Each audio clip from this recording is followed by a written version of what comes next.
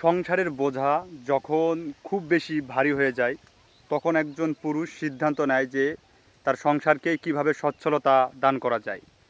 ঠিক এমন সময় সে চিন্তা ভাবনা করে যে সে যদি প্রবাস জীবন পাড়ি দেয়, হয়তো সংসারের কিছুটা সচ্ছলতা ফিরে আসবে। এমন সময় সে যখন প্রবাস জীবন চলে যায়, বাবা মা, ভাই বোন, পরিবারের সদস্য থাকে এবং স্ত্রী বাচ্চা রেখে যখন প্রবাসের দিকে পাড়ি হয়, ঠিক সময় দেখা যায় যে কাজ করে এবং বাবা মাকে টাকা পাঠায়, তারপর সন্তানের জন্য বউকে কিছু টাকা পাঠায়।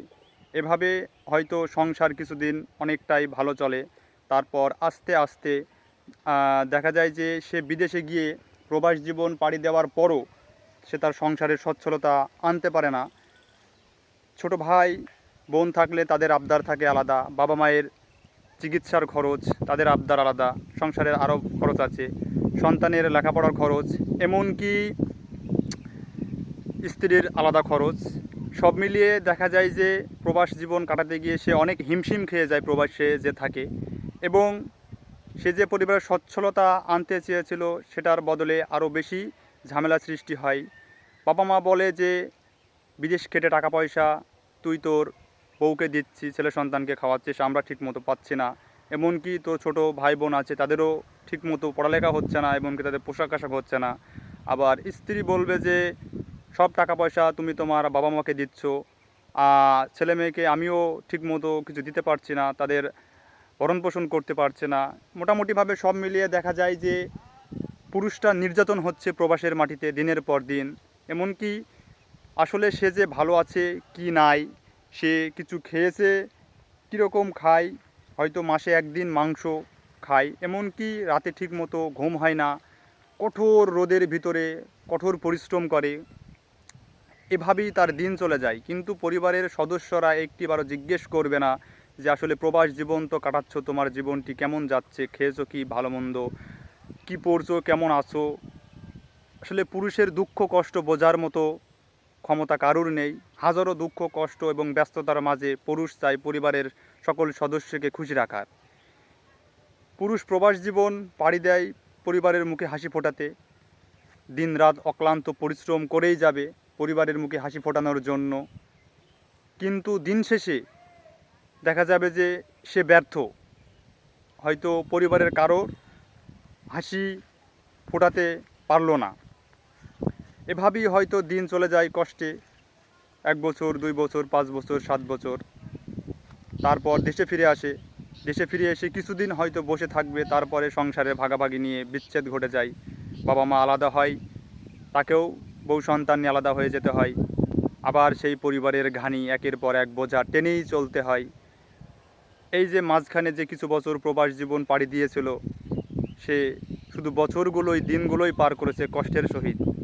আবার দেশে এসে কিস্তি তুলতে হবে, এখানে লোন, ফসল চাষ করে লাভবান হতে পারবে না, কোনো ব্যবসা বা বাণিজ্য যে করবে সেটাও করতে পারবে না, কারণ পর্যাপ্ত পরিমাণ তার কাছে মূলধন থাকে না।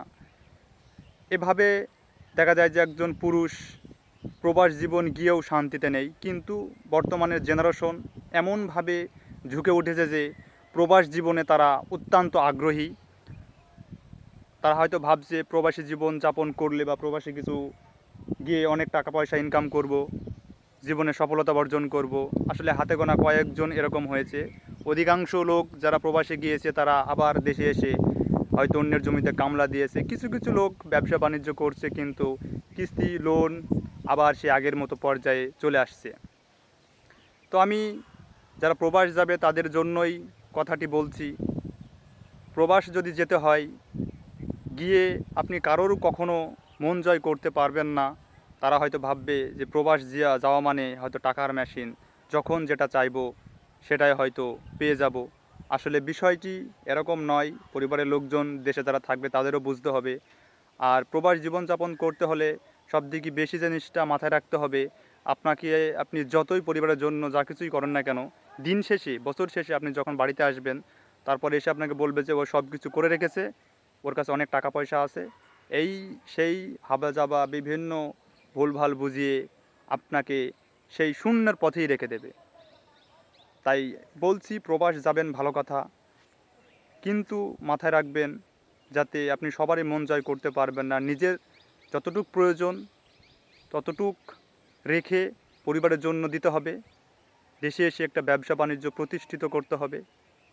যে আপনি যে 5-7 বছর প্রবাস খেটে আসলেন, প্রবাস খাটার পর জীবনে যে কি করলেন সেটা তো আপনার একটা মূল লক্ষ্য থাকতে হবে। আর লক্ষ্য না থাকলে সফলতা আসবে না। তাই প্রবাস আর প্রবাসীদের ওপর আমার অত্যন্ত ভালোবাসা, কারণ তারা আমাদের দেশের জন্য, দেশের রেমিটেন্স যোদ্ধা, দেশের অর্থনীতি আয় তারা দিনের পর দিন বাড়িয়ে চলেছে। এই জিনিসটা আমাদের খুবই ভালো। তাই প্রবাসীদের উপর থাকলো এক বুক ভালোবাসা।